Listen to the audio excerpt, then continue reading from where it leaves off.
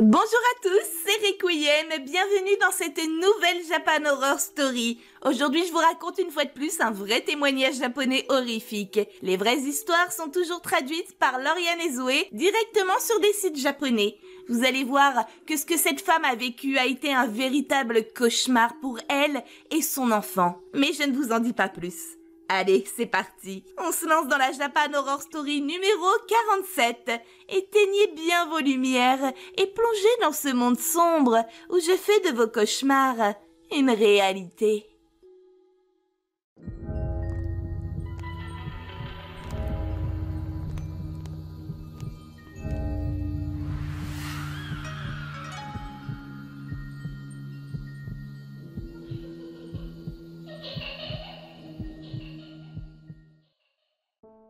Bonjour à tous, j'ai quelque chose de terrible à vous raconter aujourd'hui. Je suis une femme japonaise de 42 ans et il y a quelques années, j'ai acheté une maison d'occasion car malheureusement, mon défunt mari s'est effondré après une rupture d'anévrisme et n'a donc jamais pu rembourser le prêt de notre ancienne maison. Au fil de ce que je vais vous raconter, vous comprendrez peut-être ce que je veux dire par terrible. Comme je n'avais pas l'argent non plus, j'ai dû la mettre en vente à contre-cœur. J'ai trouvé ça particulièrement difficile, car il y avait énormément de bons souvenirs de l'époque à l'intérieur quand mon mari était encore vivant, et devoir me séparer de ce qui représentait un petit bout de paradis s'est révélé être un déchirement total pour moi. J'avais eu un coup de cœur pour cette maison que mon mari et moi avions décidé d'acheter. Elle était exposée plein sud, avec de grandes fenêtres et tellement de pièces spacieuses. La maison de nos rêves en soi. Quand nous l'avons visitée la première fois, on s'est tout de suite mis d'accord. Le futur est apparu très clairement à nos yeux. Nous nous imaginions aisément vivre dans ce logement, et ce, même avant l'achat. Nous voulions fonder une grande famille heureuse, mais finalement, ça n'a jamais pu se faire. Mon mari est parti bien avant de pouvoir réaliser notre rêve. Malgré ça, il me restait toujours un présent qu'il avait pu m'offrir, un enfant. Lorsque j'ai acheté cette nouvelle maison, mon fils avait 3 ans. Il ne restait que nous deux dans cette famille brisée, mais je n'ai jamais baissé les bras, et j'ai toujours pris bien soin de mon enfant que j'aime du plus profond de mon être. C'est la seule chose qui me restait, et je ne pouvais pas me permettre de la perdre. J'ai essayé du mieux que j'ai pu de me reconstruire en tant que maman, mais aussi en tant que femme, malgré la difficulté du deuil. Mon fils, lui, ne se rendait pas vraiment compte de tout ça, et c'est parfaitement normal. Il était si jeune à cette époque. Il ne comprenait pas la détresse qu'un adulte pouvait ressentir face à la perte d'un être proche. Il a donc grandi en connaissance de cause. Je ne lui ai jamais caché le décès de son père et je ne lui ai jamais imposé qui que ce soit d'autre en substitut de remplacement. Je me refusais ça pour le bien-être de mon fils. 3 ans après avoir emménagé dans la nouvelle maison, mon fils et moi sommes tombés malades. Nous souffrions d'asthme sévère. Ça arrive fréquemment chez les enfants. Mais j'ai été choquée de constater que moi aussi j'avais été touchée, car je n'avais plus fait de crise d'asthme depuis des années. Mon visage était si gonflé, si rougi par le manque d'oxygène et les allergies aggravées par l'asthme, que les connaissances croisées dans la rue ne me reconnaissaient même plus. Comme nous avions changé de ville, je me suis tout d'abord demandé si ce n'était pas dû à l'air ambiant de celle-ci. Selon les endroits où l'on vit, l'air n'est pas le même. Ça aurait pu en être la cause.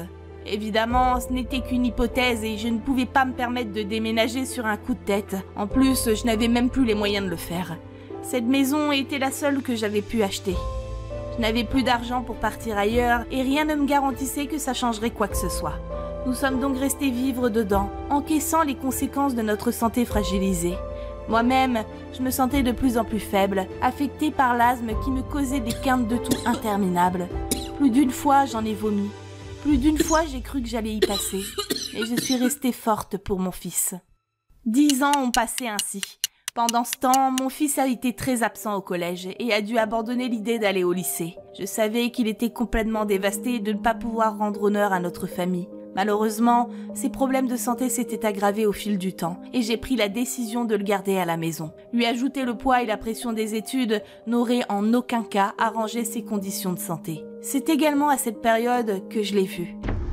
Je passais dans le couloir un soir et j'ai vu cette chose blanche glisser vers moi. Je peux vous jurer que je n'avais jamais rien vu de tel auparavant.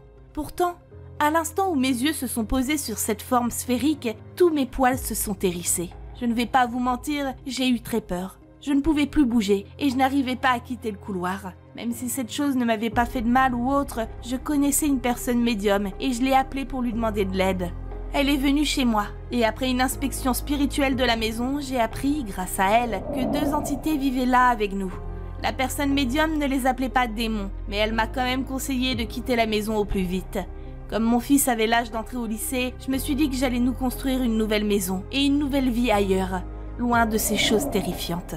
À ce stade, ne pas avoir d'argent était le cadet de mes soucis. J'ai dû faire un nouveau prêt et financièrement, ce n'était pas facile de vivre avec toutes ces charges à payer. Mais je ne voulais surtout pas rester vivre dans cette maison. Cette fois, plutôt que de me laisser surprendre, j'ai fait appel à mon ami médium et nous avons célébré le Jin Chisei. C'est une cérémonie que l'on fait en l'honneur de l'esprit de la terre et on l'applique en général avant la construction d'une maison. Ainsi, on s'assure les bonnes grâces de l'esprit de la terre et sa protection sur la maison. Après tout ça, j'ai vécu avec la certitude d'être protégée et de n'avoir aucun mauvais esprit dans ma maison. Si jamais vous aussi vous avez vécu ce genre d'expérience un peu paranormale et que vous connaissez quelqu'un qui peut remédier à votre problème, n'hésitez surtout pas à faire appel à lui. Ça pourrait vous sauver la vie, comme à moi et mon fils. Depuis que nous vivons dans cette nouvelle maison, notre santé s'est améliorée de façon soudaine et mon fils a pu retourner au lycée. Il m'a avoué que le fait d'avoir contracté une maladie respiratoire qui l'empêchait de vivre de façon normale lui avait donné l'envie de suivre des cours de médecine pour pouvoir améliorer les vies des personnes en difficulté à cause de leur santé fragile. Mon fils ne le sait pas encore, mais je suis tellement fière de lui. Je sais que malgré les épreuves que nous avons traversées durant toutes ces années, il réussira à faire les études qu'il souhaite. C'est un enfant avec un grand cœur, toujours prêt à aider son prochain. Pour ma part, je suis toujours mère célibataire, mais finalement, ça me convient parfaitement. J'ai du mal à joindre les 2 bouts, pourtant je m'en sors. Et vous savez pourquoi? Parce que même dans l'ombre, il y a toujours une part de lumière. Même devant un énorme mur qui se dresse devant nous, il y a toujours une faille pour s'y échapper. Croyez toujours en vous, soyez forts. Nous vivons tous des choses malheureuses et difficiles. Pour autant, c'est ce qui fait de nous les personnes que nous sommes aujourd'hui. Et voilà, c'est la fin de cette vidéo, j'espère qu'elle vous a plu. Cette histoire m'a beaucoup touchée. Ayant déjà vécu quelques expériences paranormales, je ne peux que comprendre la douleur et la souffrance qu'elle a pu ressentir. Si cette vidéo vous a plu, n'hésitez pas à la liker, mettre un petit commentaire et même à la partager. Si vous aimez ce que je fais, vous pouvez aussi me suivre sur mes réseaux sociaux qui apparaissent juste maintenant à l'écran. Je vous souhaite une terrible nuit remplie de cauchemars plus atroces les uns que les autres. Et je vous dis à samedi pour la prochaine Japan Horror Story.